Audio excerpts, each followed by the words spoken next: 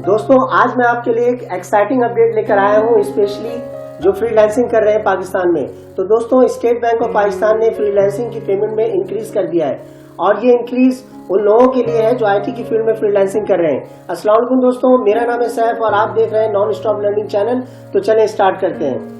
दोस्तों एक circular bank की तरफ से जारी हुआ है जिसमें बिजनेस टू कस्टमर ट्रांजैक्शन को इनहेंस कर दिया गया है और अब आप जो फ्रीलांसिंग सर्विस प्रोवाइड करेंगे उसकी जो लिमिट होगी वो $25,000 पर मंथ होगी। दोस्तों ये लिमिट जो है एक बहुत बड़ा चेंज साबित होगा जिसके थ्रू जो है फ्रीलांसर को एक बेस्ट इकोनॉमिकल वे और इफिशिएंट चैनल घर बैठे वो अवेल करेंगे। तो दोस्तों ये उम्मीद की जा रही है कि एम्प्लॉयमेंट अपॉर्चुनिटीज और फॉरेन एक्सचेंज की अर्निंग में भी इजाफा होगा और जो लोग आईटी में फ्रीलांसिंग कर रहे हैं उन्हें पाकिस्तान में एक बेस्ट प्लेटफॉर्म मिल जाएगा। तो दोस्तों अगर ये अपडेट आपको अच्छा लगा तो प्लीज मेरे चैनल को लाइक करें, कमेंट करें, शेयर करें और सब्सक्राइब करें। Thanks for watching. Allah Hafiz.